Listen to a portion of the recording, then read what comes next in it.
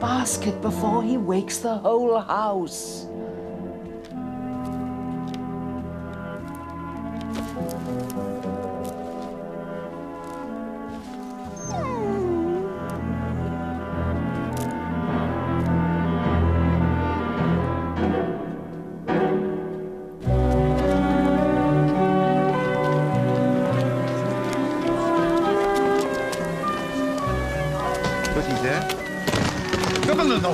No, monsieur. C'est ma valise. She and I have traveled together the world. Excellent. Anything for her? No, Hastings, it is a lack of care. I will not see an old friend used so roughly. Put that there. See, Hastings, there's just no pride in the work. Look, Poirot, if we don't buck up, we're going to miss Charlie's attempt at the world record. Alors vite, mon ami. Vite.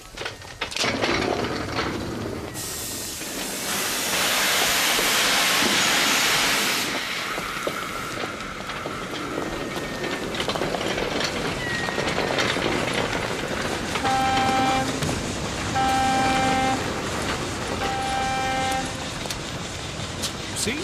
You tick off the porter and we miss the boat. Do not blame yourself, Hastings. Oh, no. Now what are we going to do? Charlie starts in half an hour. All is not lost, mon ami. Excusez-moi, monsieur, this is an emergency. We are foreign observers at the record attempt. If you please, could you take us to the motorboat club? Hastings? Just think, in a few minutes' time, old Charlie could become the fastest man in the world on water. And after the record, it has been broken. A few days for us, Hastings, of the good food, the good wine, and a little peace. Get away! Get away! I knew there was a mistake with the speedometer when at 80 miles an hour this duck flew past me flying in the same direction. Charlie! Battler, my dear old fellow, I'm so glad you could make it. We thought we might have missed the main event, but if you're still here... That's right, old boy. They won't go without me. May I introduce... Ah, this must be him. Ladies and gentlemen, we're all very honored. I'd like you to meet Hercule Poirot. No, the Hercule Poirot. Are there others, mademoiselle? My sister, Teresa. And this is, oh, to hell with it. You're bound to meet them over the weekend anyhow. They're just your sort, Mr. Poirot. Villains, the lot of them. I think you'll find it's nearly time, sir. Oh, hell, yes. You've all got 15 minutes to find a ringside seat. Look after these two, will you, Teresa? There's a good chap. Of course. Walter, would you bring their suitcases up to the rooms? Certainly, madam. And here he is, ladies and gentlemen, the man you've been waiting for, Mr. Charles Arundell. Now, as you know, Mr. Arundel's a local lad. Indeed, his aunt, Miss Emily Arundell, put up the money for this enterprise, and we're honored to have her with us today. Mr. Poirot, I'd like you to meet my aunt.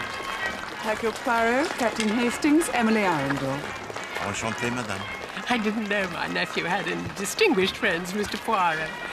This is Wilhelmina Lawson, by the way, my companion. Madame? I hope they're treating you well here, Mr. Poirot. I know the food is meant to be excellent, but the company... But they are excited, madame. And after the world record it has been broken, they will perhaps go away. Yes, all right, I know. He wants me to introduce you. May I present Bob? Enchanté. Would you care to dine with us tonight, Mr. Poirot? Mr. Arundell faces a daunting task. He's got to cross the measured mile in under 29.58 seconds to beat the current record held by Commodore Wood. However, conditions today are perfect, and Mr. Arundell told me himself he's confident that his craft, the spirit of Arundell, is fighting fit and ready to go. She is? Oh, there they are. Hello, Aunt Emily. Hello, children. Careful. Hello. How are you? I'm well. My other niece and her husband, Mr. Poirot. Bella and Jacob Tanios. Jacob teaches medicine here, but sadly they're leaving us. Why is your papa taking you back to Greece? I'm going to miss you. Emily, they have closed my department at the university. Emily. Is Charles fully prepared, do we know, or is it time for a wing and a prayer? Oh, Charles will be absolutely fine. He's always had the luck of the devil. Certainly they're well acquainted. Emily. What is it, Minnie? It's 2 o'clock, dear. It's time. Oh, give them to me then. Would you care to see the boat, Mr. Poirot? Oh, I certainly would. Oh, good. You two children, come on. Yes, come on. When did John Granger last give you a thorough checkup, Emily? Why?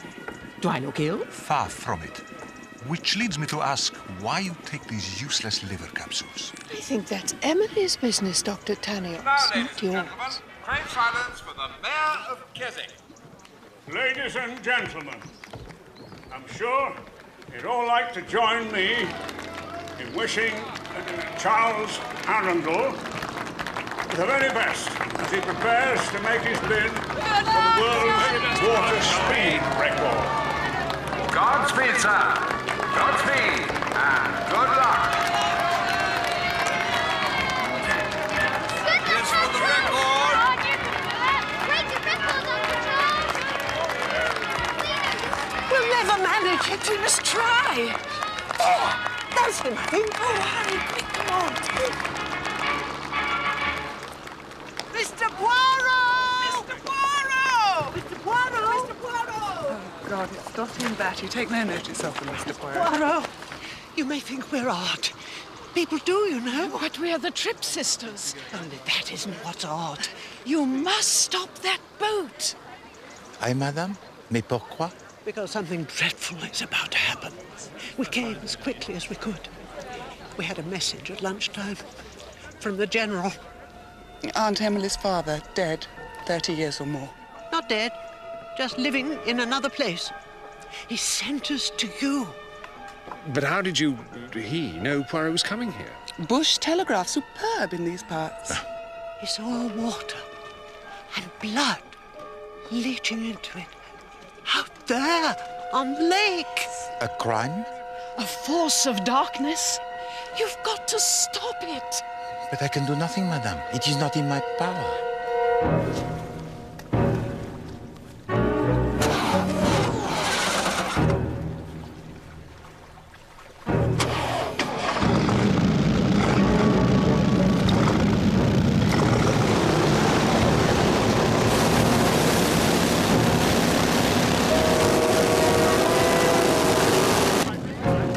He started his run-up.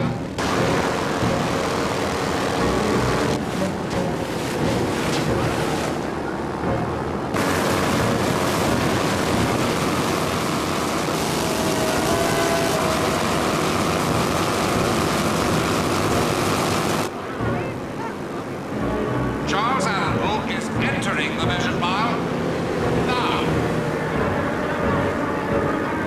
5 seconds.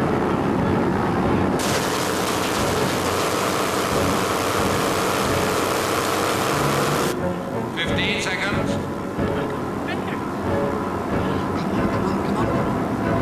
20 seconds.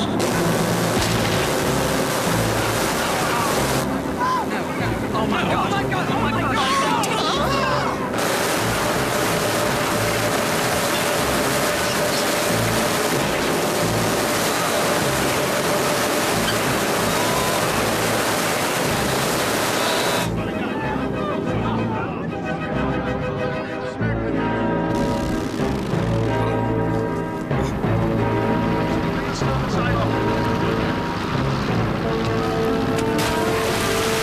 He is safe.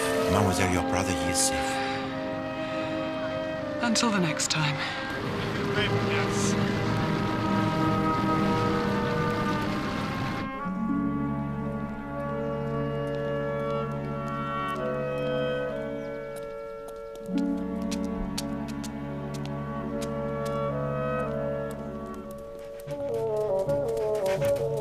Hello, Bob. Yes, very brave of you to take us on. Now, calm down now. There's No. Allow me, Hastings. Doc, you will sit.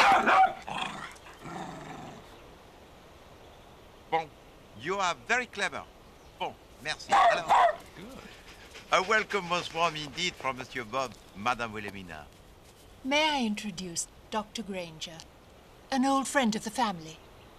Monsieur le Docteur? good to meet you, Poirot. How do you do? How do you do? Welcome to Little Greenhouse, gentlemen. Merci.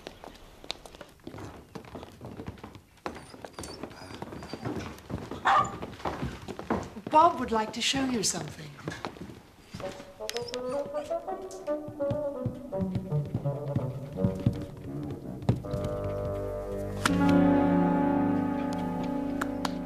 C'est magnifique, ça.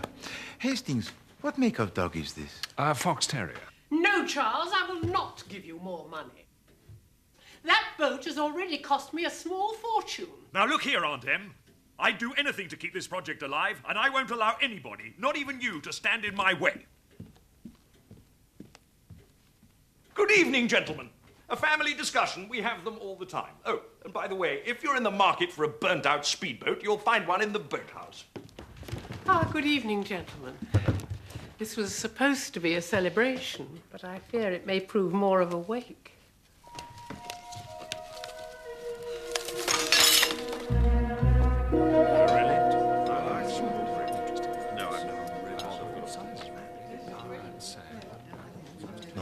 Monsieur le Doctor, it is the hot needle in the joints, not the hot coals within the flesh. Here, between the fingers, you see? Touch of rheumatism, I should think. Why not ask your doctor to look you over? No, but if I ask, he will find, and suppose there is nothing there? Then he won't find. But if he does not find, how can I be sure that he has looked? Is it time, Isabel? Silence, silence. A visitation.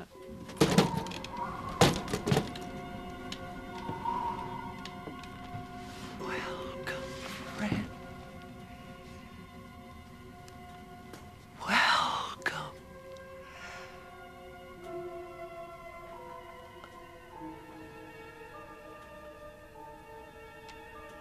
I, General Julius Arundell, bring messages from the other side.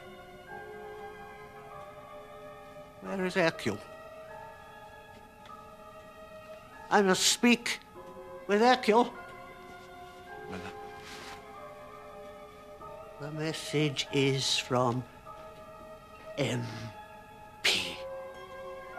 There is an MP in your life, Hercule. Oui, Marie Poirot, she was my grandmother.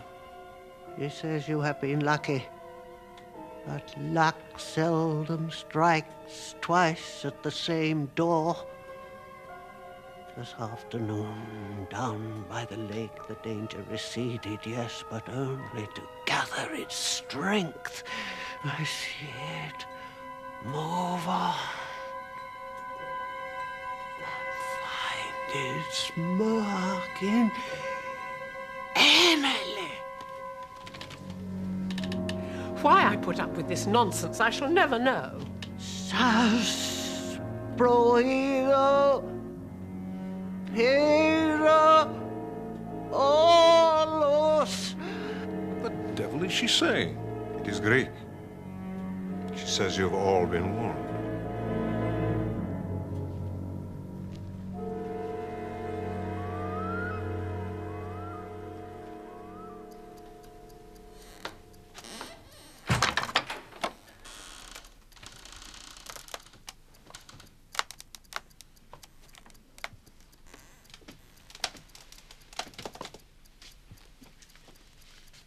I just wondered if you were having trouble sleeping. So you awakened me to inquire? That is friendship indeed, Hastings. Oh.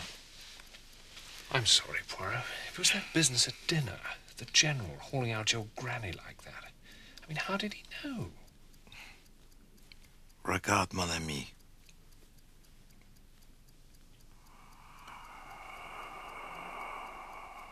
There is a J.H. in your family past.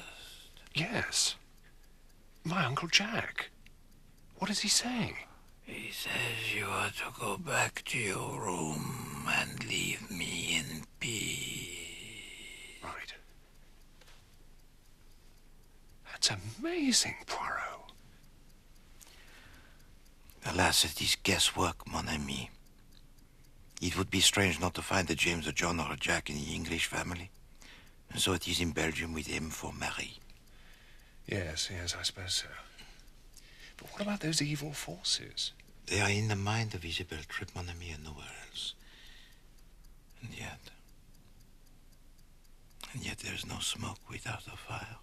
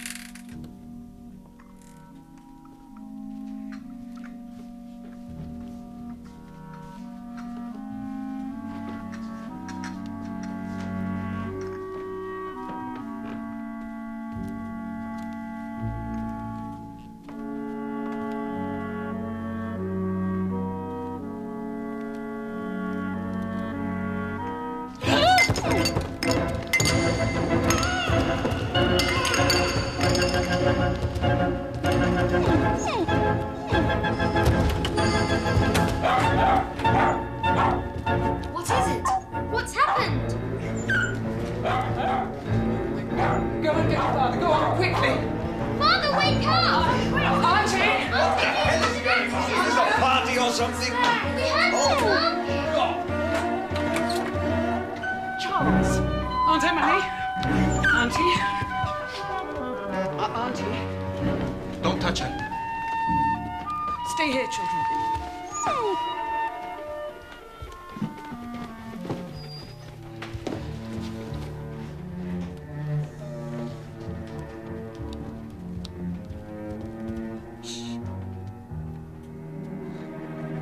Alexis.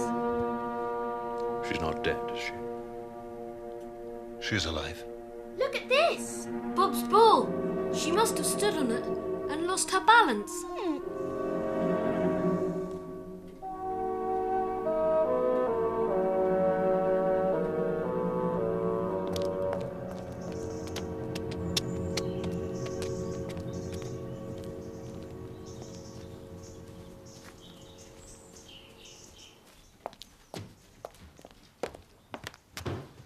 Oh, Mr. Poirot, thank you so very much for coming. Emily has been asking for you. I keep going over it in my mind, Mr. Poirot. I mean, did I step on Bob's ball? It's unlike him to leave it there. Perhaps it is not animals who trouble you, madame, but also the human beings. Both alive and dead, perhaps? You don't mean Isabel Tripp could be right, surely? And I'm really in danger? Alas, it is possible, madame. Then it can only be for my money. What would you do, Mr. Poirot, in my position? Had I the family hoping to gain from my death? Eh bien, I would make a new will without delay, leaving all to a good friend that I could trust. And would you tell this friend? No, pas du tout.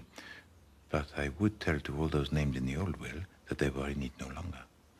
Wouldn't that anger them? Oui, bien sûr. But they would make certain that no accident befell me, hoping that one day I would change my will again and favor them. I like that. I like that very much, Mr. Poirot.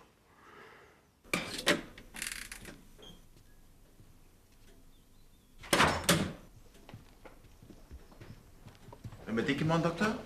Yes, Poirot. Exprotin for Emily's liver. But for that she has the capsules? Gimmicks from a local herbalist. I've thrown them away. Good morning, Emily. I brought you your exprotin.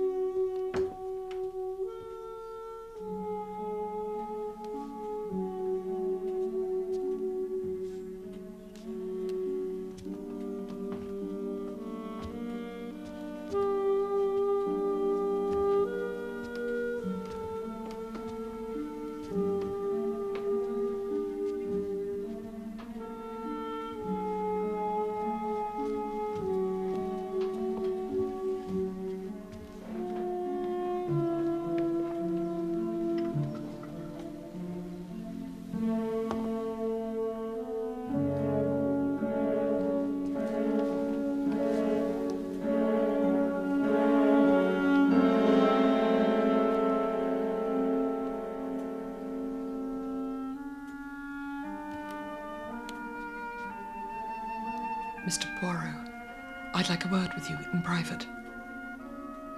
In the garden, perhaps, Madame Tarnios? Oh, no, it's too risky. I'll call on you at tea time at the motorboat club.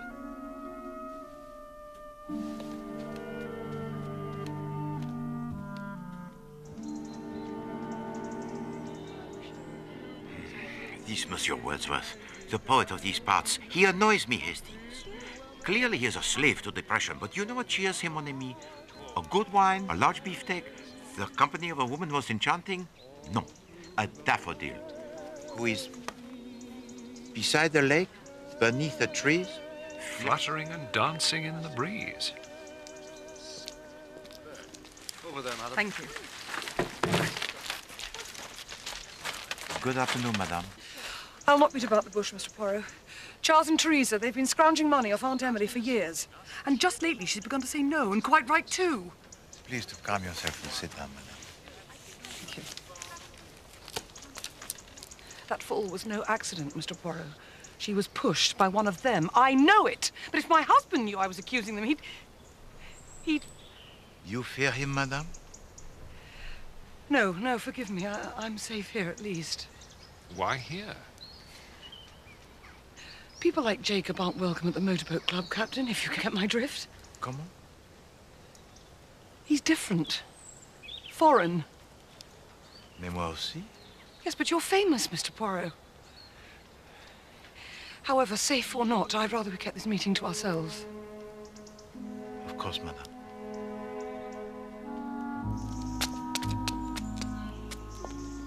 Hello, Auntie. Morning, Aunt. Isn't it glorious? Oh, what a lovely day. Roses are looking perfect. 3 visits in as many days. I am honoured. Oh, you are looking so much better, Aunt Em. The result, perhaps, of changing my will. Good heavens. I never thought to see you both lost for words.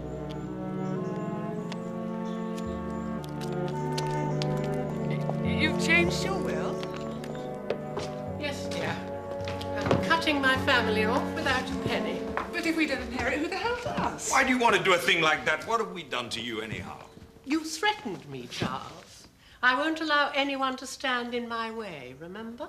Oh, that wasn't a threat, it was a joke. But what about the silver service you promised me? Does that go to someone else now? And the paintings, Aunt Em. You always said that one day the paintings would be mine. Hello, little greenhouse. Wilhelmina, is Emily there? I would like to speak to her.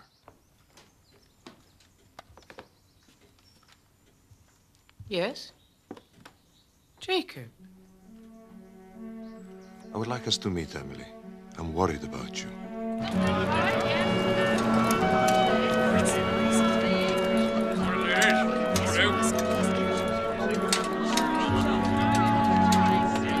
Question all my decisions. I've got it written down.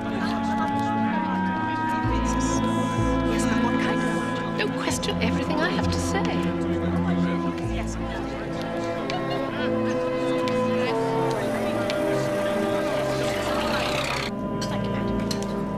First, you tell me how you are.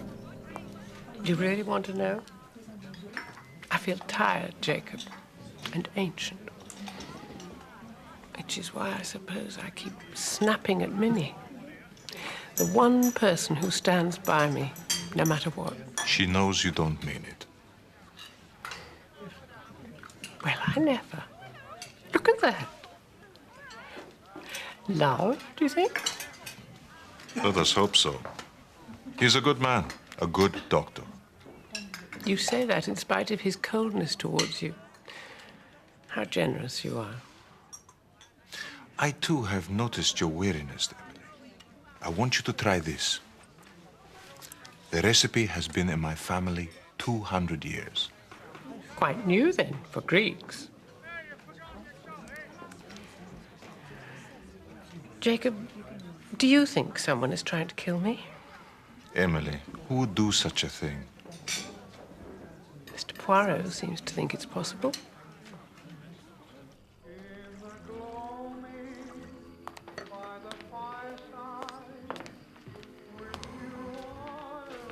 Sir? Mr. Poirot? There's a gentleman to see you, sir. He is outside. Then ask him to come in. Rather not, sir. He's not a member. I am not a member. It's Dr. Tanios, sir. And of course he is not famous.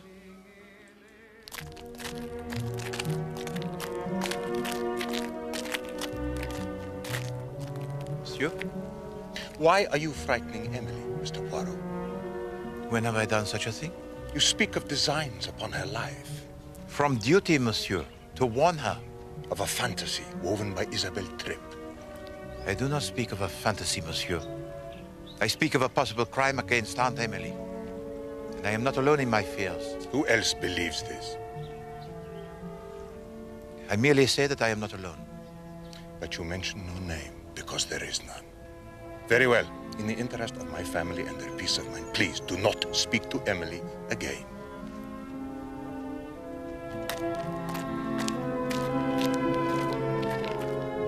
I don't like him either, Poirot. Quite so. If you please, Hastings, ask the steward to fetch our hats. Where are we going? Little greenhouse.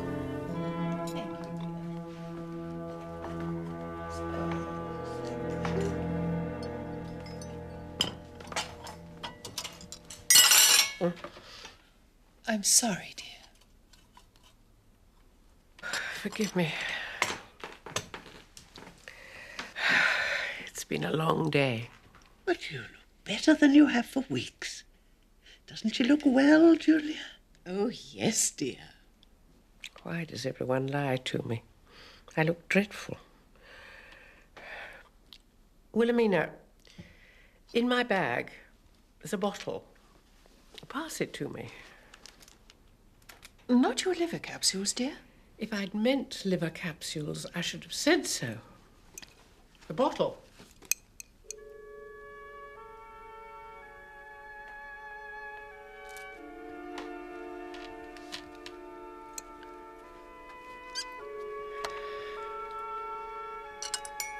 Jacob gave it to me earlier today.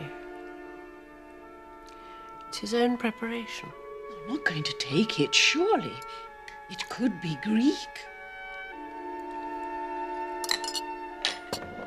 I don't care if it hails from the moon.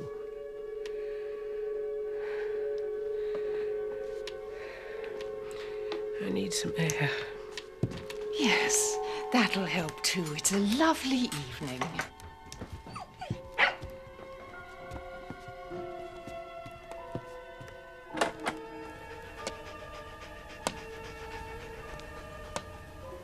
Leave me alone, Minnie, for heaven's sake. All I've ever tried to do for Emily is my best. She knows that, dear. Deep down, she knows it. Oh, yes. You've been an absolute saint.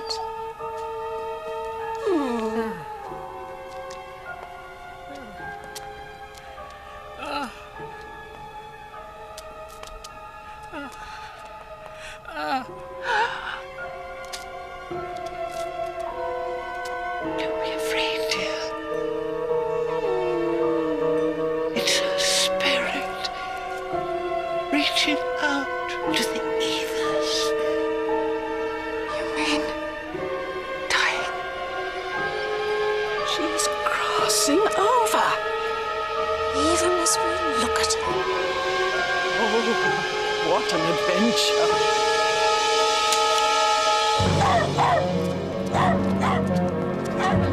Emily! Don't worry, my dear. Hello, Bob. Qu'est-ce que c'est, Monsieur Bob?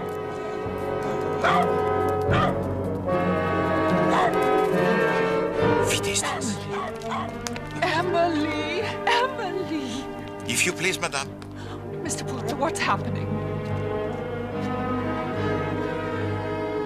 Is she all right? No, madame. She is dead.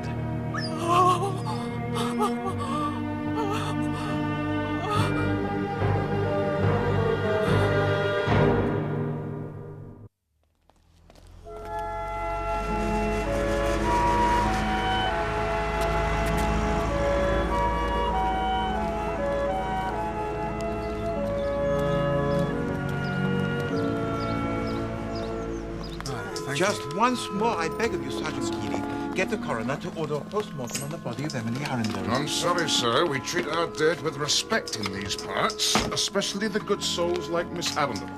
But her death, monsieur, there are questions that need answers. Evidence may be buried with her. I've got the only evidence I need, the death certificate. It says she died of liver failure. So, amen to that.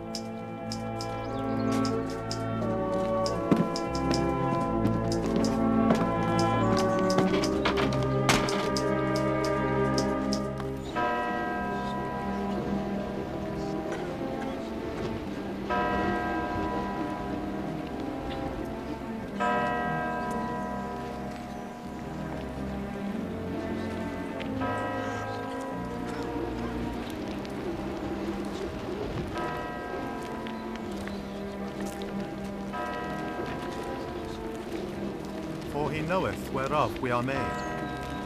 He remembereth that we are but dust. The days of man are but as grass, for he flourisheth as a flower of the field. For as soon as the wind goeth over it, it is gone, and the place thereof shall know it no more. But the merciful goodness of the Lord endureth for ever and ever upon them that fear him, and his righteousness upon his children's children. Nice of you to come, Mr. Poirot. She wasn't a bad old stick. I wish I'd told her that, you know. We brought nothing into this Never world, did. and it is certain we can carry nothing out. The Lord gave, and the Lord hath taken away. Blessed be the name of the Lord.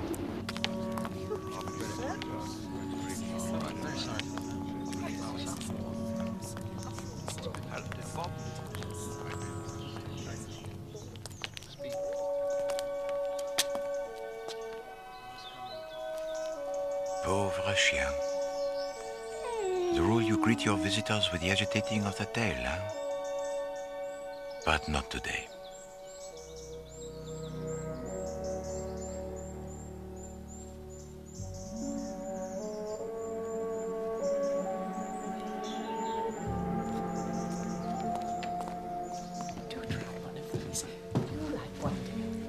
Ladies and gentlemen, Miss Arundel's solicitor has asked me to read the will since I'm its executor. It's a simple document dated the 10th of this month. It leaves everything Emily owned to Wilhelmina Lawson.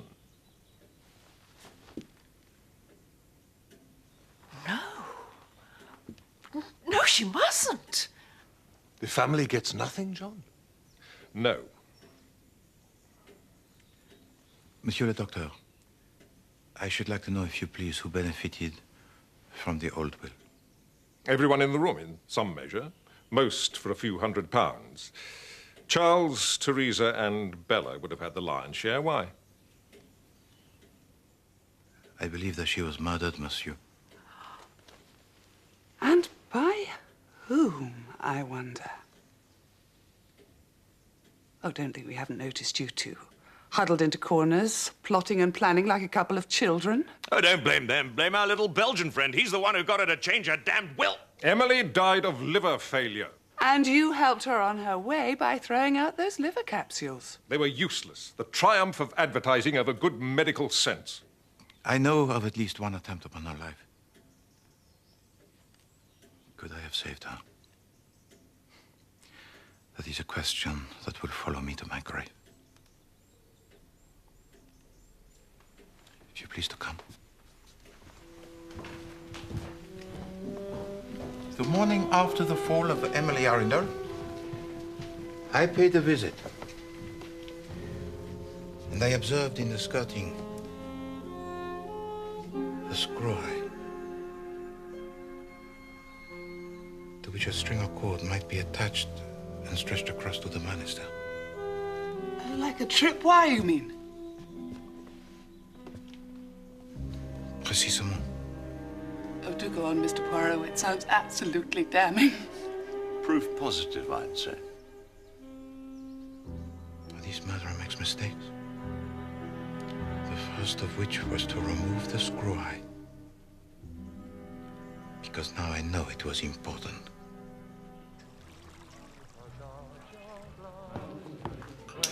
What exactly do you do up here, Charlie?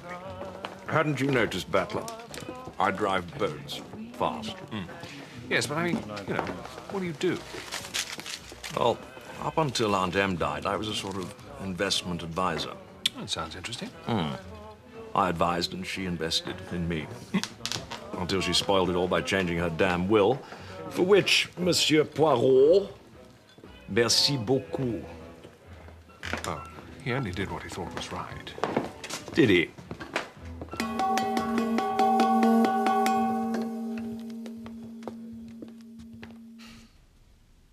Again and again, I asked myself, Hastings,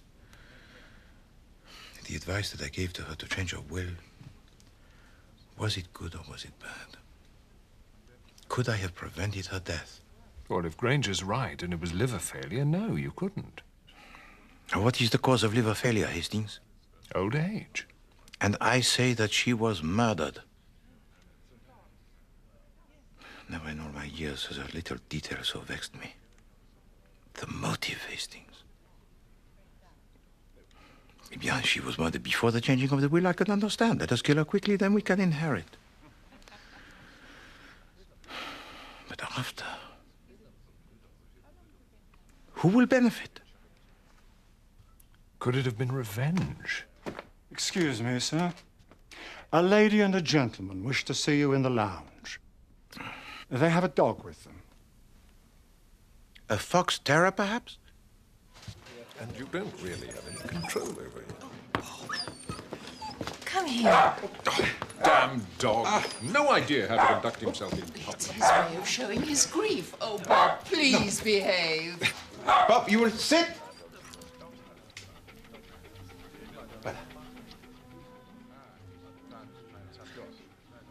Hastings.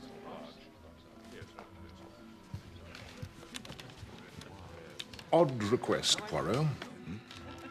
Wilhelmina wants you to question her. Mais pourquoi? To stop people talking about me. They will, you know, as if...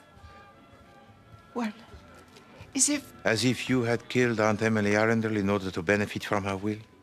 There you are. You see, he thinks so, too. But I swear I didn't know I'd inherit her money. No one knew, madame. I myself advised this. Nevertheless, Poirot, we've had one or two ideas. Tell him what you told me, my dear. It was just that you were saying that someone had tried to kill Emily. And now with her dying... Well, the night before the accident, Bob woke me wanting to play. Be quiet, Bob! There was someone on the landing with him. I told them to put him in his basket. Put him in his basket before he wakes the whole house. I didn't see the face, but on the dressing gown there was this monogram in gold embroidery. The initials, T.A. Teresa Arundell. But surely not. I'm frightened, Mr. Poirot. I might be next. Your fears are easy to overcome, madame. Give your inheritance to all those named in their first will. Oh. But surely that would be going against Emily's wishes. Perhaps. Come, my dear. I think we've given Mr. Poirot enough food for thought. One more thing, Mr. Poirot. Madame? It's Bob. He doesn't like living with me. You, on the other hand, seem just his sort of person. Oh, madame, I could not. The responsibility. Otherwise, it's curtains for him, I'm afraid, Poirot.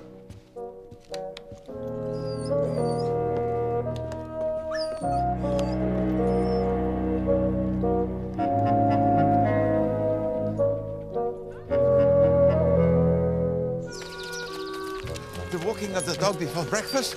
No, mon ami. The routine of Bob is not the routine of Poirot. A bit more exercise do you a power of good, Poirot. But you yourself are a keen walker, Hastings. Yes, I am. Well, then. No, Poirot, Bob is not moving in with me.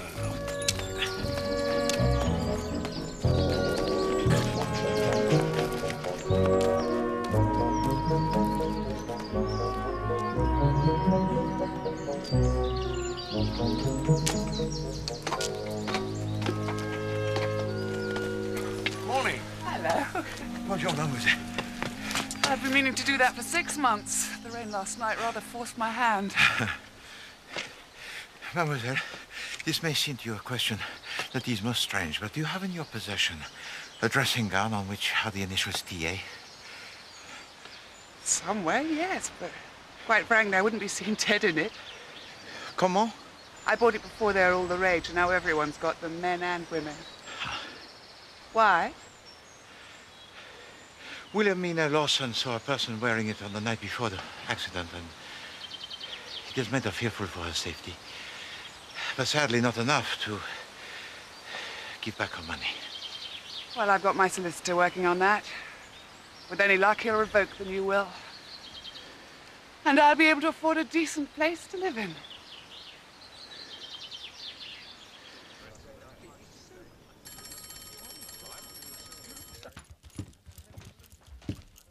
Oh, Mr. Poirot, there's a telephone call for you.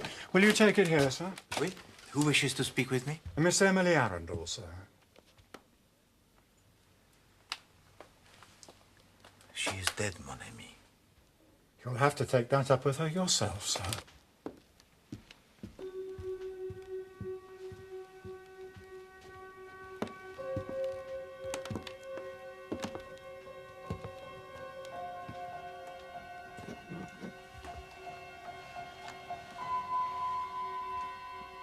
Hercule Poirot is here?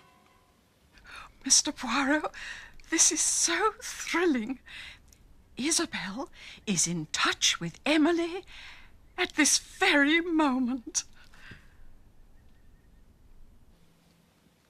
Then please to convey to her my kind regards. She just whizzed in from the ethers over our second cup of tea. She's dying to speak to you. Shall I put her on? No. Just take a message, and I will call on you later. Merci.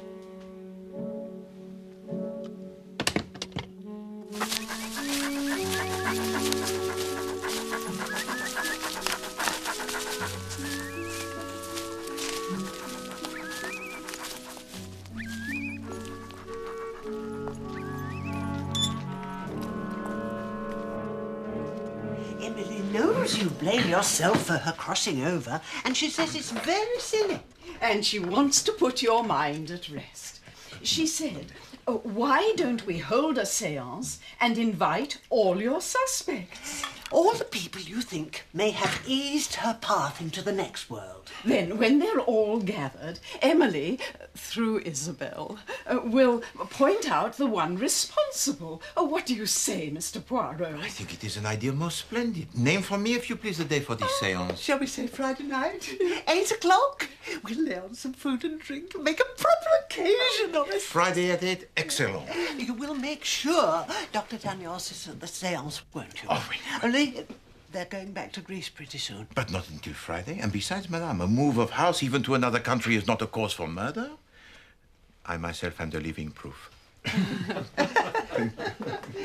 Then the bottle of medicine Jacob gave Emily, which she took some of the night she went, will be of no interest to you? Au contraire, madame. It interests me a great deal. Where is this bottle now?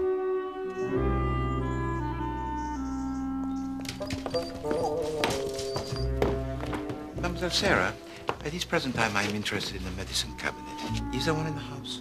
In the upstairs bathroom, sir. May I see it? Follow me. Merci.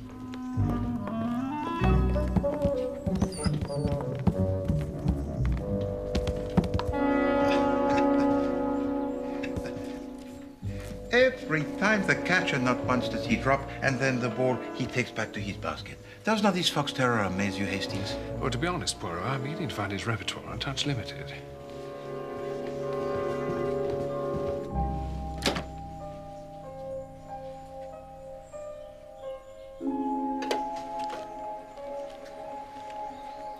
Liver capsules? Dr. Granger said he threw these away, did he not? Threw the ones he could find away. She had others. Always a box on the go.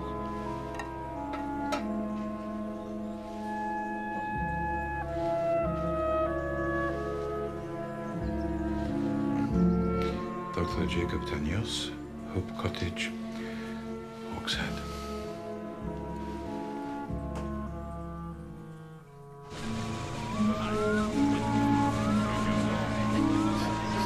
Good Lord. It smells absolutely lethal, Poirot. Wait. And as the sisters Tripp have said, some has been taken. You know this séance of theirs? What makes you think everyone's going to turn up? Because he or she who does not, Hastings, will surely prove that they have something to hide. Forgive me, Monsieur Poirot, but as a man of method, surely you cannot believe in a séance. No, monsieur. I myself do not believe, but I believe that others believe. And therefore I will use it. It's a golden opportunity, if you ask me, for the Tripp sisters to accuse people they don't like. But nevertheless, madame, you yourself will be present. We shall see.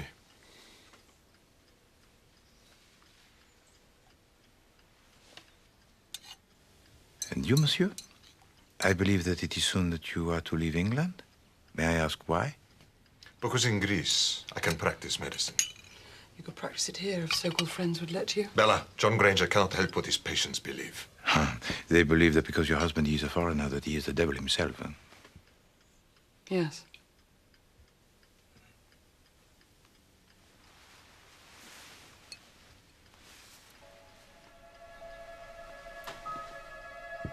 A concoction of your own, I believe. An extraction of herbs providing many vitamins and minerals. A pick-me-up, they say in this country. Which you gave to Aunt Emily Arundell. If you please to take some. You're a man who plays games, Mr. Poirot. No, I will not take. Mais pourquoi pas? It is, as you say, to pick me up, not to put me down. Yes, why not, Jacob? What's wrong with it? Nothing. Then prove it to us.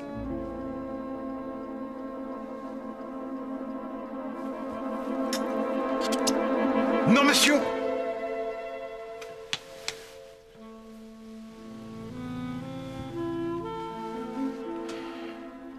I believe you would have drunk. But suppose someone else has poisoned it.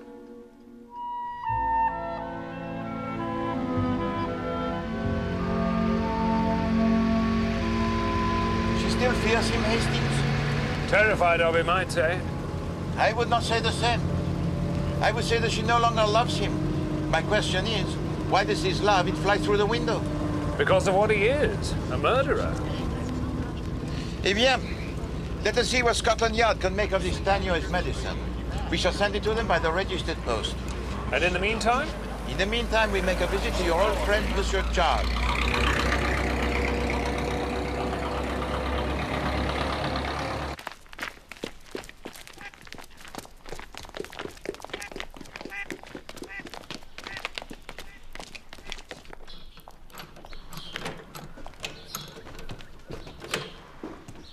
Monsieur?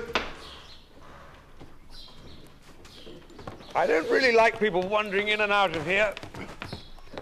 No offense. Safety. In case of another explosion. How are the repairs going? They go much faster if Aunt Em had stumped up some cash. Could have hired a proper mechanic. I was present, monsieur, on the night that she declined. You think I was trying to scare her, don't you? No idea how tough she was. No. But I do know that the revenge, it is sweet. And you are of a nature most fiery, n'est-ce pas, as is your sister. And in your book, that makes us murderers. In my book, as you say, monsieur, everyone is a suspect. And on this Friday evening, everyone is invited to a party, including yourself and your sister, Mademoiselle Teresa. A party? Who's throwing it? Oh, your aunt, Emily Arundell.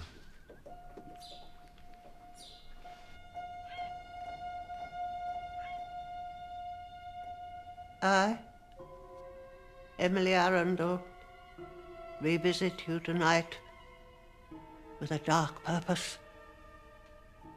The evil that my father warned us of has come to pass. Where is Dr. Granger? He sent his apologies, Emily. These men of science who never believe. No matter. For someone in this room eased my path into the next world. Isn't that right, Mr. Poirot? It is called murder, madame. Quite so.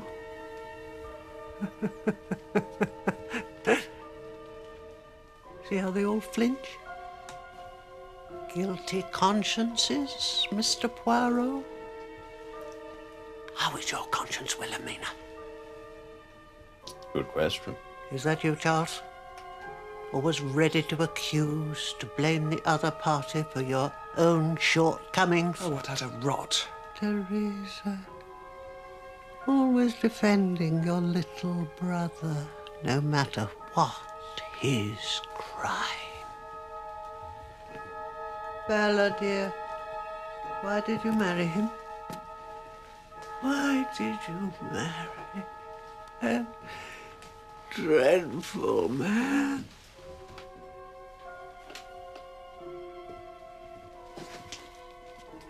I have a question, Emily. Just for the record, did either Julia or Isabel Tripp have any hand in your passing? No, dear. But you're wise to ask. My killer is known to you. My killer is in this very room. See how they look from face to face. A name would help, dear. His name is Robert Arundell. Robert Arundell? Isn't there such person? Oh, but there is. There is Monsieur Bob.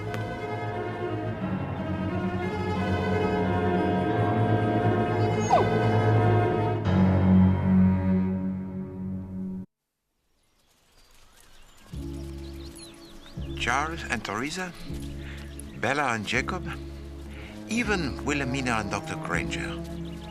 I say all are capable of murder, mon ami. Quite a list of suspects, Poirot. Which is not complete. You forget the sisters Tripp. Oh, those two? Oh, they're batty, yes, but not killers, surely. But what is murder but a kind of madness, mon ami?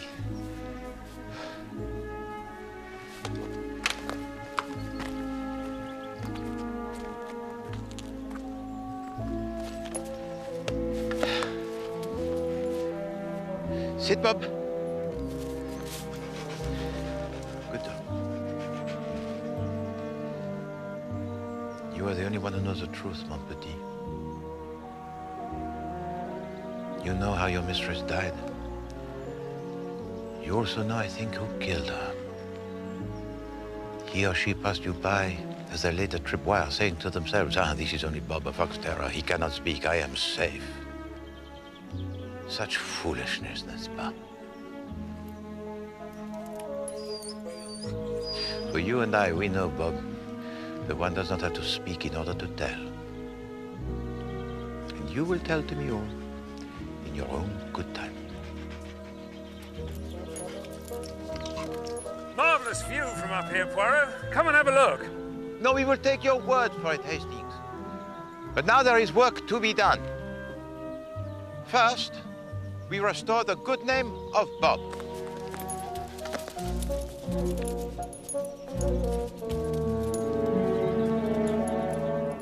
At the séance last night, Bella Tagneuse was asked why did she marry that dreadful man, meaning, of course, her husband, Jacob.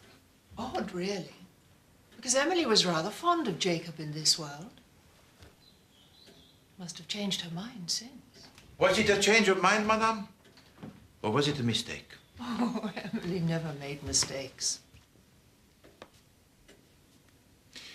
But suppose it was not the spirit of Emily Arundell that spoke to us. Suppose it was a subconscious mind of Isabel Tripp. So then I ask myself, what other mistakes does she make? Does she perhaps wrongly accuse Robert Arundell? But she's a trained medium, Mr. Poirot. She is also human, madame. If you would be so kind as to tell to me, madame, If I wish to find an item in the house, such as a screw in the skirting, where would it be kept? The boathouse, I suppose. Ah, well, Monsieur Charles, he does not like to welcome the visitors. Huh? Bob, stop that, please!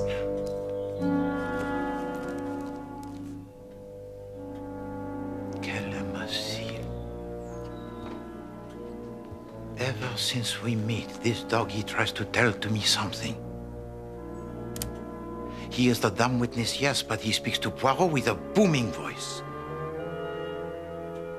Tell to me, madame, after the accident of Emily Arundell, which little Tagneuse found her ball? Young Katya. Upon the landing, n'est-ce pas? Eh bien, always, after his trick, Bob returns to his basket this ball. Eh bien, somebody moved it on the night of the fall to make it seem stood upon.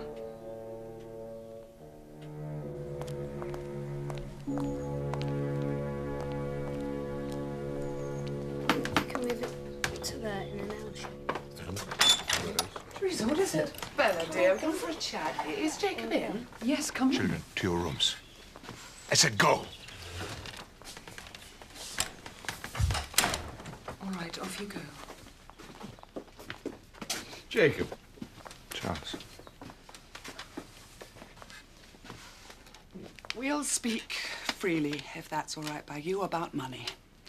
Money that's rightfully ours, left to Wilhelmina Bloody Lawson. Teresa's lawyer says that we haven't got a claim. Says that we ought to butter up Wilhelmina a bit so that she might leave us a few quid. I've always been nice to her, and to Aunt Em, as you two that got her back up. Look, I say we forget our differences and forget how she died. Since it makes precious little difference now, the fact is, she's gone. And her estate is left to Wilhelmina. So we just hand everything over, do we, to her and her scheming doctor friend? John Granger is a man of honor. He does not scheme. Any fool knows that he and Wilhelmina are in this together. Now, what do you say, Bella? Oh, for God's sake, what are you looking at him for? Speak your own mind. I just don't see what can be done about it, that's all. Teresa's got a plan whereby we might recoup at least part of it. No! We will not plot and plan with you. Please, leave my house! Very well. Just don't expect to share in the profits. Will you?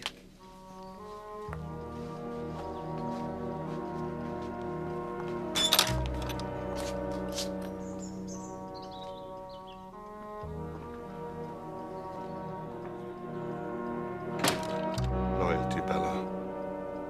Loyalty is everything.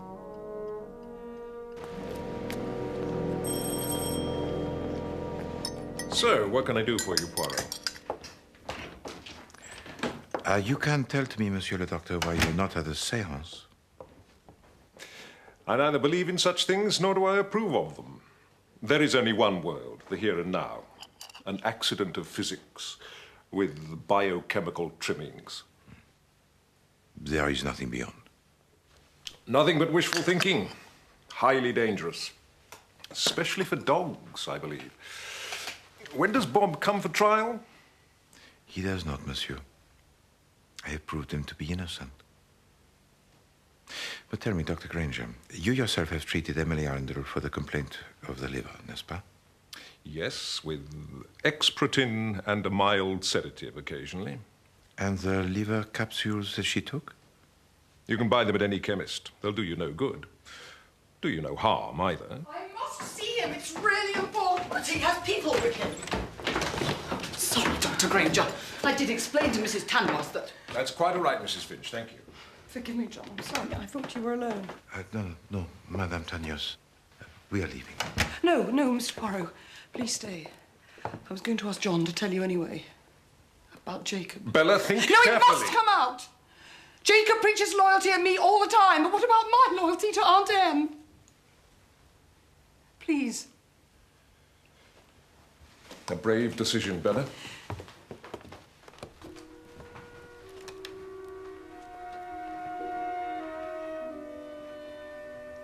Earlier this year, I took Alexis and Cartier sailing on Ullswater.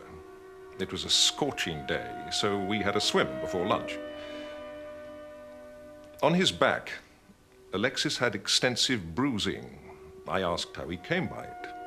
I forget his exact reply, some excuse. Oh, some horseplay at school, he said. Which you did not believe. That night, I questioned Bella in private, and she broke down. The bruising on Alexis, she told me, was the result of his father beating him. Good heavens. And this explains why you fear him. More to the point, I think he may have killed Aunt Emily.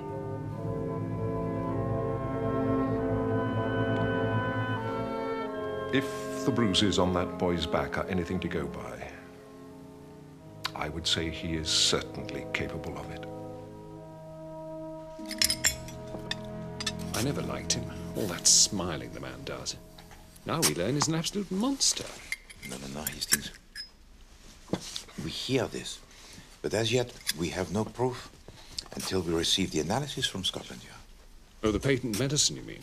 Yes. In the meantime... In the meantime, Hastings, have the patience and coffee in the lounge. Oh, Captain. Something wrong, Walter? Heavens no, sir.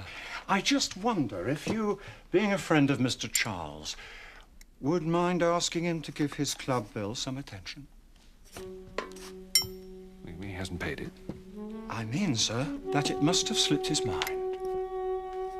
Monsieur, you do this task every day? Filling the salt cellars? Oui. Well, it depends how quickly they get through them, sir. Sometimes it's every couple of days, sometimes a week. Sometimes longer. Monsieur, you're a genius.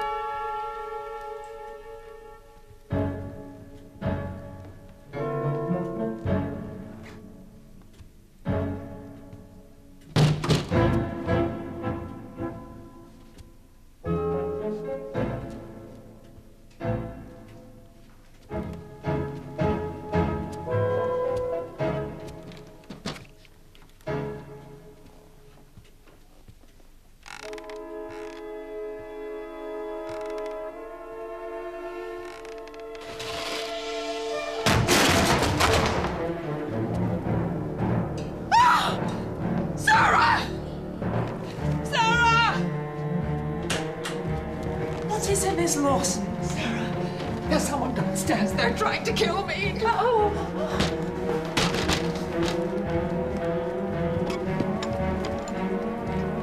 There are two of them. Yes, miss. I can't make them out, though.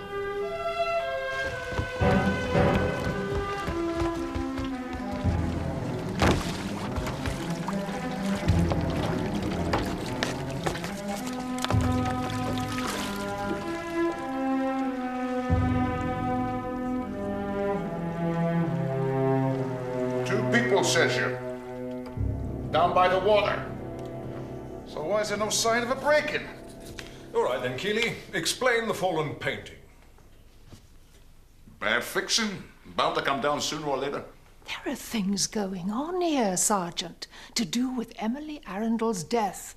Things beyond our control. Poor General, he foresaw all this, you know. Evil. Yes, well, my superintendent is more concerned with earthly crimes. I'll bid you good day. Good morning, Mr. Poirot. Good morning to you, Sergeant Keeley.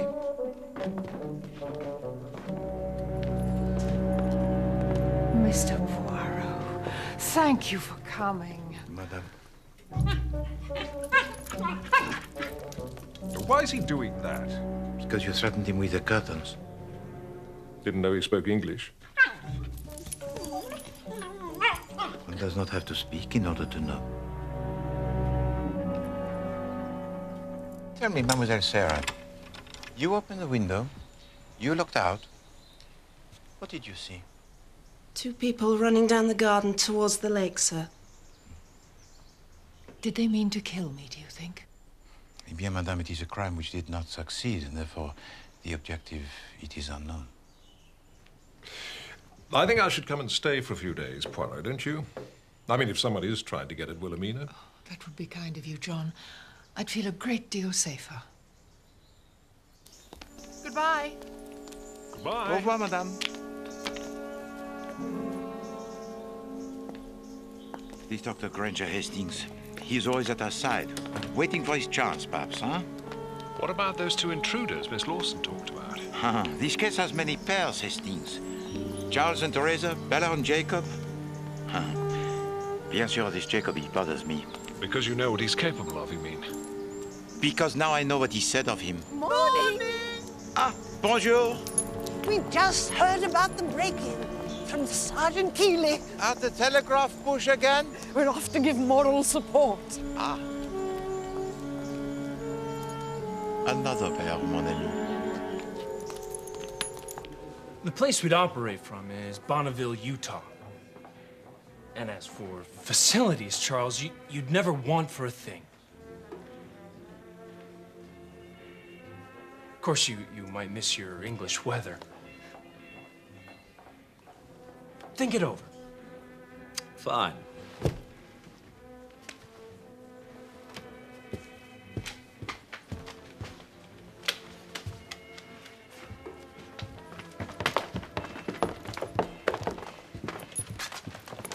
Hastings, a favor. Whatever I should say, you were not in agreement. Did I ever do otherwise, Poirot? Ah, Poirot, Battler, good afternoon. Monsieur? The boat's fixed, by the way. You can come down and have a deco sometime. Can I get you a drink? Oh, no. Merci beaucoup. Tell me, the revoking of the will of Aunt Emily, your lawyer succeeds? No, he jolly doesn't. Miss Emily, I am one who knows the law, where and how it might be used to your advantage. Hastings, you remember the Fairbank scandal? On that occasion, I, Hercule Poirot, stepped outside of the law, but only for the moment, very brief. So? I might be able to do the same again for a cause that is worthy. You mean you could get us our money back? How can you do what our lawyer can't? No, monsieur, I merely say there are ways. Allow me to pursue them. But you yourselves must do nothing, understand? Nothing. Because someone has already broken into a little greenhouse. Really? Who? Ah, who indeed? Another mystery. Oh, well.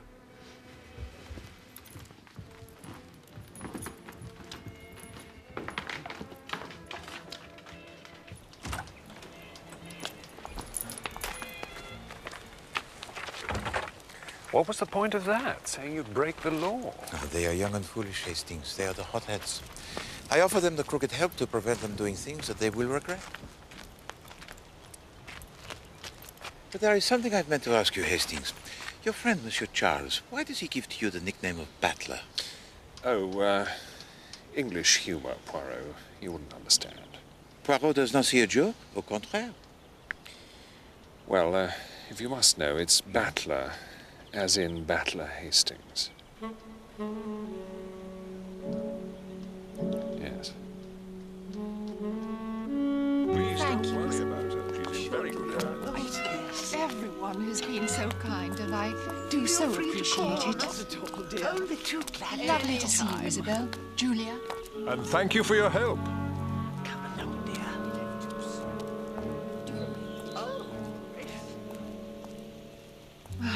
I thought they'd never go.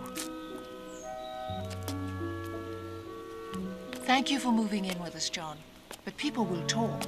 But only behind our backs, my dear. How can that harm us? That's where she fell. Poor Emily. I did admire her spirit, you know, her strength of character. Why do you suppose the human spirit is green? White would have been a better color, surely. Or even red, not green. Because of our wonders with the earth, perhaps. It's certainly an interesting thought. I saw Emily's spirit the night she died, leaving her body, streaming out of her mouth, floating away. Green? From her mouth?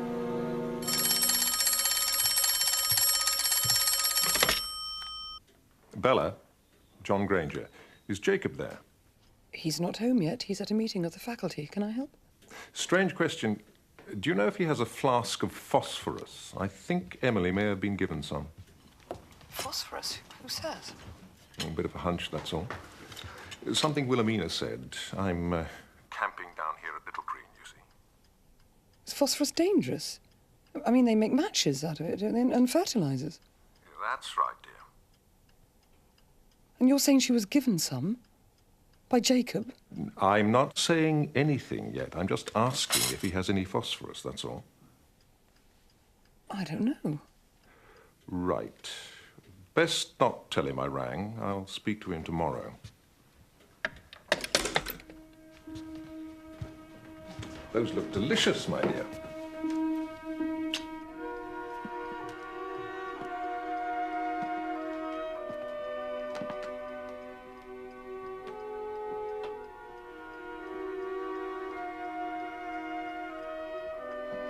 Who was that, Bella? John Granger. What did he want? Nothing. You tell me now! What did he want?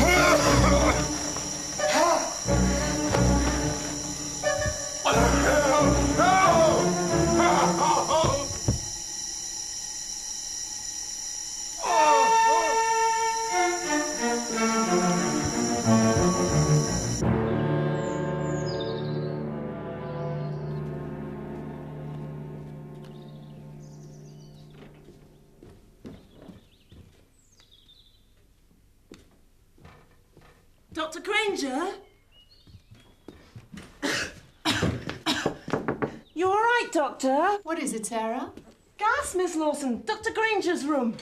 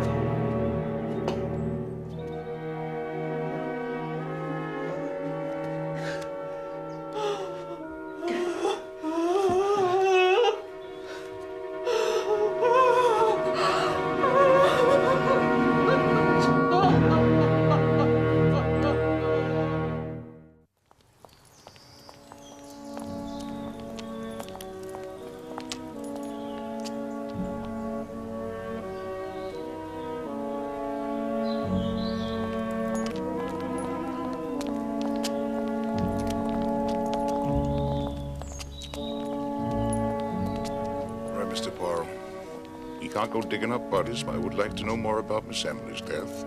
2 in a row in the same house is a bit much for these parts. Later, Sergeant. Tell to me, if you please, what has happened here. This way, sir. Gas filled Dr. Granger's room. He died of carbon monoxide poisoning. Terrible business.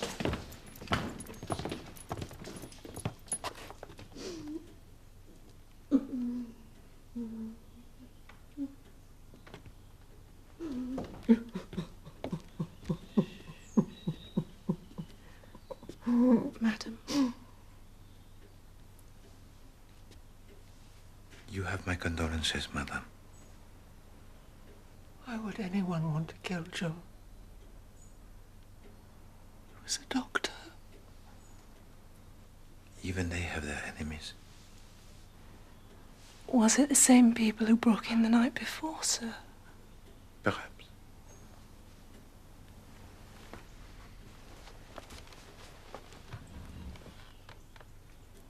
Madam, if you'd be so kind as to tell me,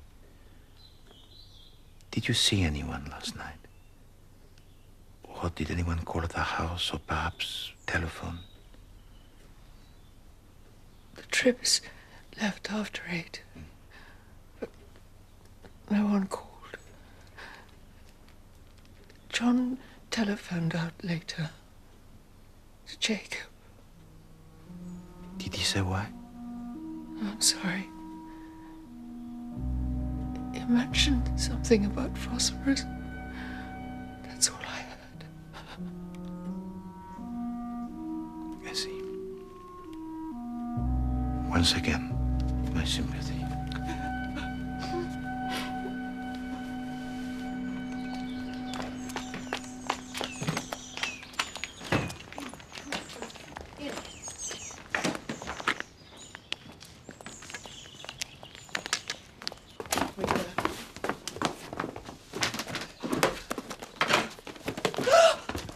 Forgive me, madame. I thought you were Jacob. Children, take this to the car. I'm leaving him. I cannot let my children live with a murderer. You have heard then about Dr. John Granger. From whom? Sarah, the Arundell maid. I rang earlier. Why should Jacob kill John Granger? He telephoned here last night, I believe, to ask about the phosphorus. He spoke to me. He asked me if Jacob had any, and I said I didn't know. And you reported this to your husband? He demanded to know what had been said. You see, he came in just as I was putting the telephone down. Mr. Poirot, I'm so frightened. So you leave him. But where do you go, madame? I don't know.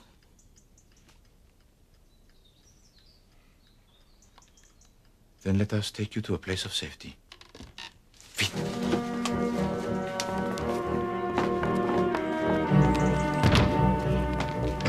Into the car, Lexi. You two go.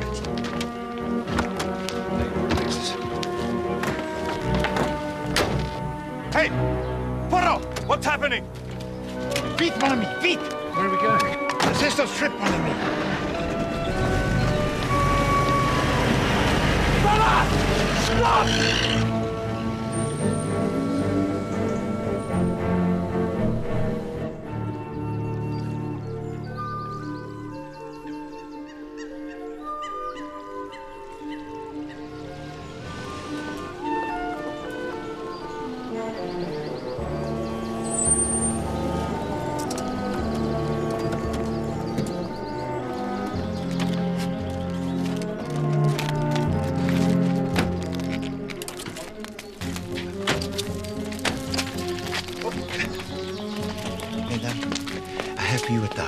I would like Madame Tanios and her 2 children to stay here for a while away from Monsieur Jacob. It's him, isn't it? It's Jacob. He killed Emily, and then later John Granger. Calm yourselves, I beseech you. With a great task ahead of you. To keep the presence here of Madame and her 2 children a secret. Yes, of course. Bella, why don't you put your things in the spare room? Thank you, both of you. Merci. I have yet another favor to ask of you, Madame. Monsieur... Oh, merci. Monsieur Bob, he is a person... Pardon. He is a dog of the country and not of the town. And I seek for him the good home when my work here it is done. I'm sorry, Mr. Poirot, but we couldn't possibly. It's Albert, you see. He wouldn't like it. Albert? Our own dog. A Springer Spaniel. Bob would put his nose out of joint, rather. I did not know that you had a pet dog. A pet spirit. Albert himself crossed over 3 years ago. They're just unpacking a few things. They'll be down in a moment. Santé?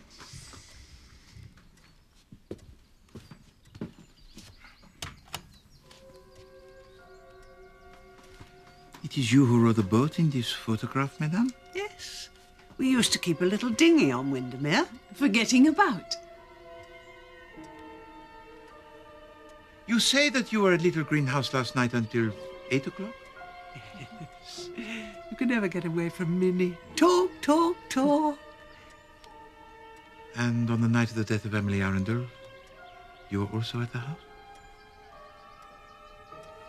Oh, yes.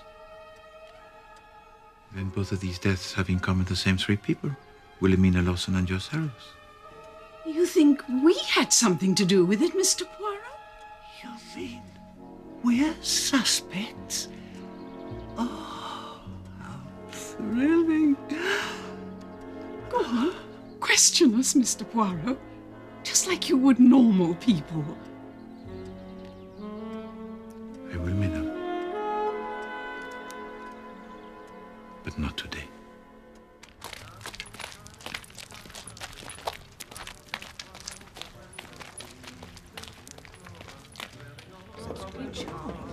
After you, darling. Hello. Telegram for you, sir. Thank you. Hastings at last. There will be no reply. Can I get you anything, sir? Oui, coffee for one and for me tisane. In the window. Certainly, sir.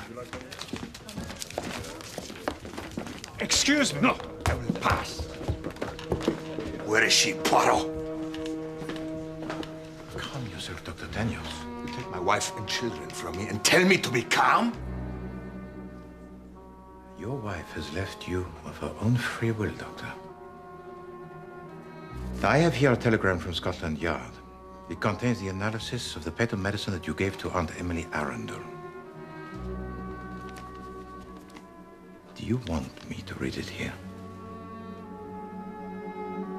Damn you and your trumped-up evidence, Poirot.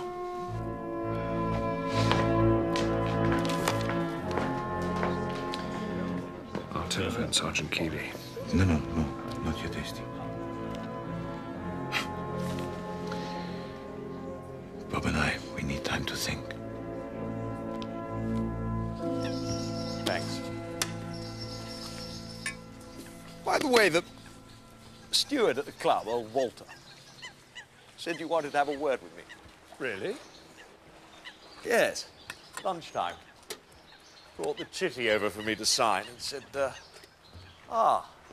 reminds me. Oh, yes. Reckoned you'd forgotten to pay your bill. Trivial thing, you said. Clean slipped my mind.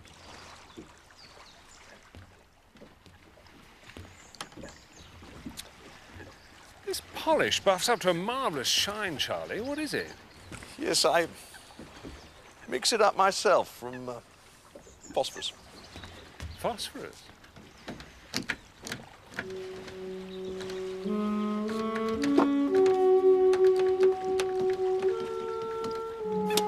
Your mistress, little Bob, was murdered for her fortune. Dr. Granger, he was killed in order to keep a secret that was already out. The whys and the wherefores, these are known to me. But the who, mon petit, that still to me is a puzzle. Huh? But it does not puzzle you. You knew from the first day. And so, if you please, I ask you now to tell me. I say, Poirot, you know you said you thought phosphorus had something to do with it. Monsieur Bob?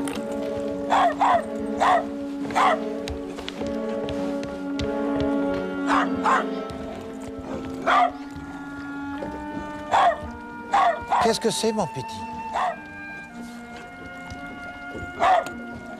Mon Dieu. I swear to you, Bob, there is within you the Belgian blood. What's he told you now? He has told to me all. Tomorrow morning, Hastings, Bob and I, we catch our fox and bring upon him terror.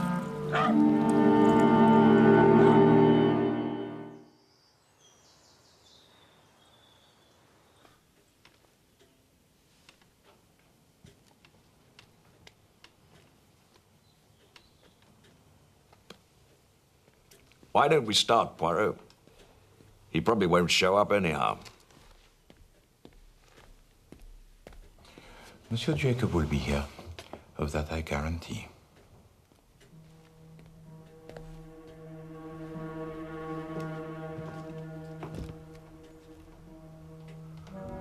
Bella, tell me what's going on. Where are the children? If you'd like to take a seat over here, sir.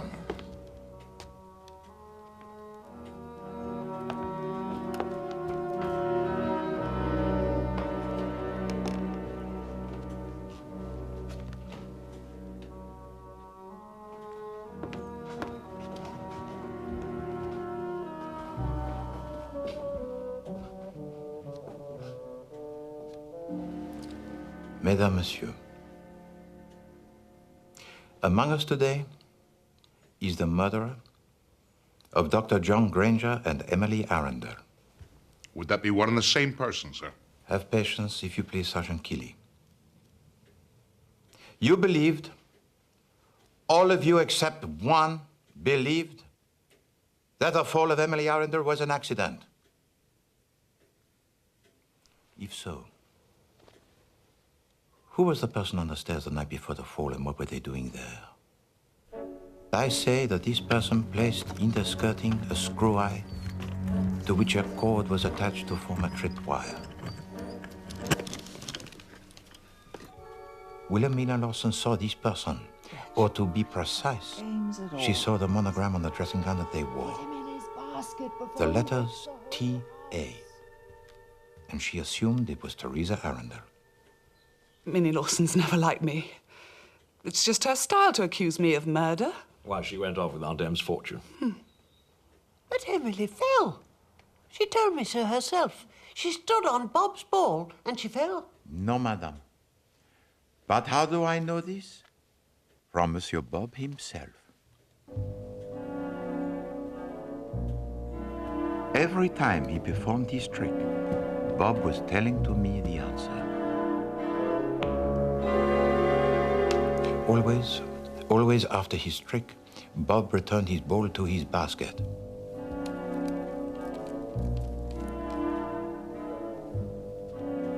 And when I found out the little Katia Tagneuse discovered the ball on the landing on the night of the fall, I knew that it had been placed there to make it seem like an accident.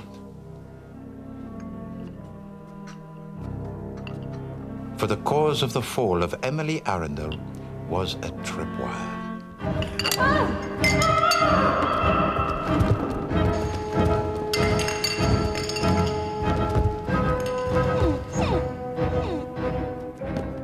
But it was not this that was the cause of the death of your aunt, no. Because after the fall, your aunt was bruised, but she was still alive. And so our murderer tried again, and this time succeeded. I believe that the death of your aunt was caused by being poisoned with phosphorus. If I'd wanted liver capsules, I should have said so. On the night of her death, Emily must have ingested unwittingly some of this deadly substance. Jacob gave it to me earlier today. I believe this, and so too did Dr. Granger. Being a man of science, he knew of the many uses, the many forms of phosphorus, all of which produce a poison. He made a telephone call to Madame Tagneuse to ask if her husband had some of this substance. This telephone call, it was meant to be a secret. But Jacob Tagneuse demanded to know what had been said. Maybe so, but Emily did not die at my hand. Non, monsieur. Eh bien,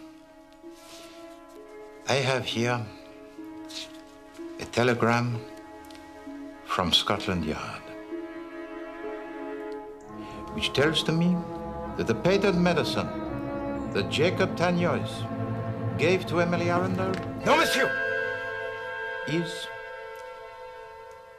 harmless.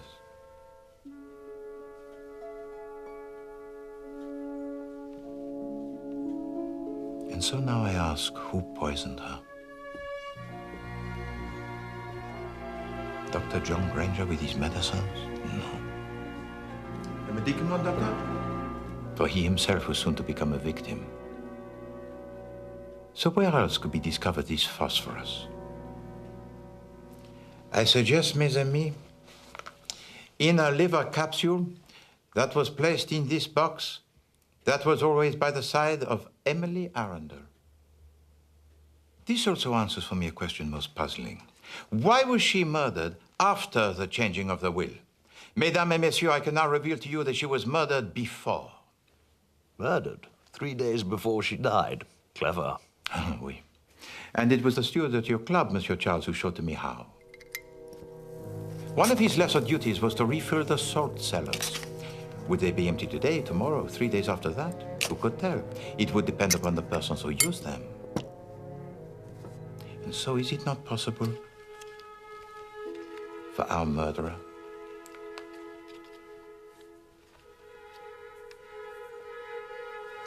to fill a liver capsule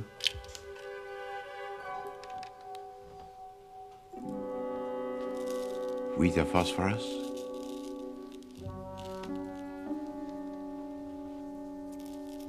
Which Emily Arundell would take today, tomorrow, or the day after that. After her death, we concentrated our attention on the patent medicine of Jacob Tagnois.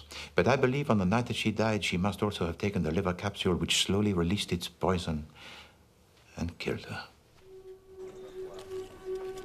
The liver capsules of Emily Arundell were always within easy reach, and so it would have been simple for anyone to tamper with them. The patent medicine she took on the night of her death confused us. In fact, the phosphorus from the capsule was creating a lethal chemical reaction within her body, which emanated from her in the form of a green vapor, thought by some to be her spirit leaving her body. And then came the reading of the will. The family did not like what it said, no. For all of the fortune of Emily Arundell was to go to Wilhelmina Lawson. So they turned their attention to her. Bien sûr.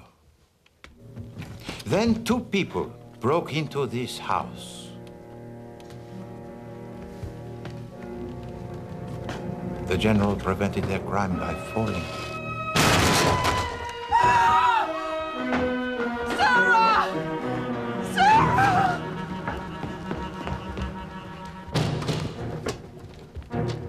And from the window, Wilhelmina Lawson and Mademoiselle Sarah saw these two people making their escape from the house, but they could not make out who they were. I, Hercule Poirot, of course, no.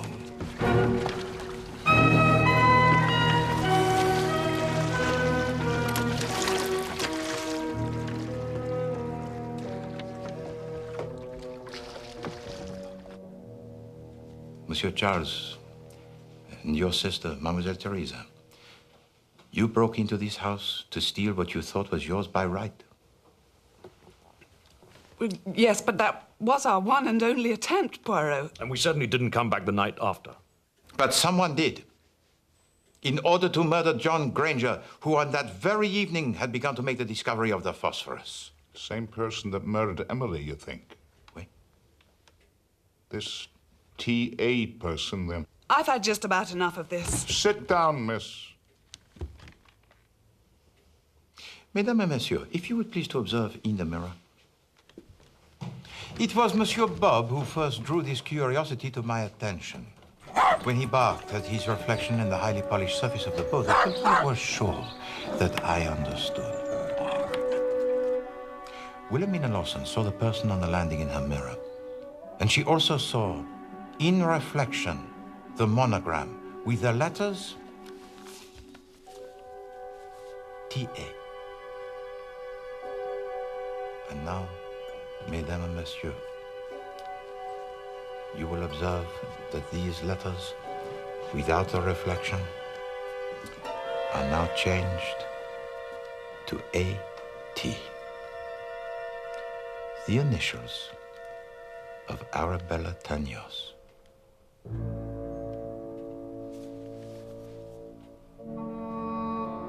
It was you, madame, whom Wilhelmina Lawson saw on the landing. Put him in his basket before he wakes the whole house. You're not dead. It was you who placed the tripwire and then removed it after the fall. It was you who took the ball belonging to Bob and placed it close to the top stair for the purpose of incriminating him. And it was you who murdered Dr. John Granger for what he suspected.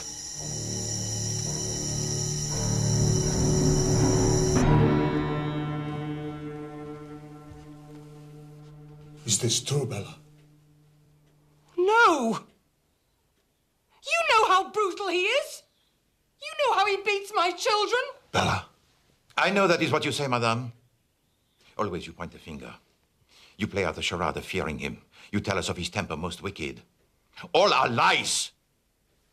For you and you alone are responsible for the murder of Dr. John Granger and before him, Aunt Emily Arundell.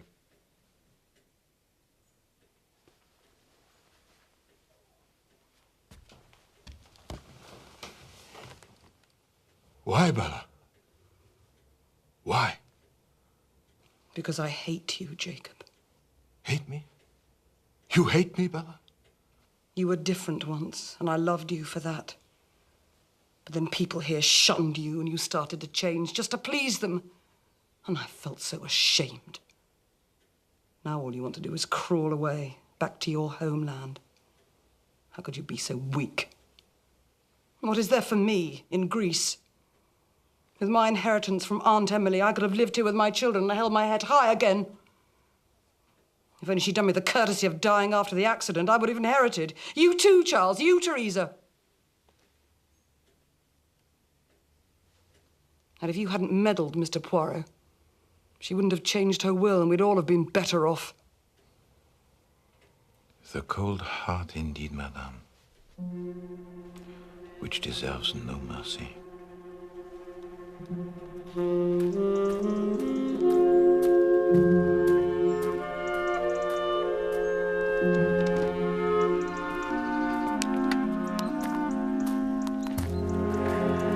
Nasty business. Wife turning on her husband like that. Wait, but one good thing has come from this, Hastings. Wilhelmina Lawson has made a share out among the family of the fortune of Emily Arundell. At least I could pay my bill here. And now the world record, it begs to be broken, n'est-ce pas? Not by me. I'm off to Bonneville. It's in Utah. Ah, but that is the desert, I believe. There are then no lakes. Quite. Leave water speed to Campbell and his cronies. I'm going for land speed next time. And we're going to London. Not yet, Hastings. Not until a matter of the most important it has been resolved.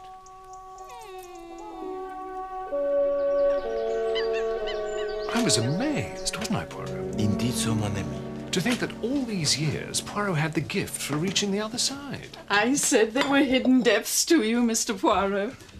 Then it happened again last night. Really? Who came to you?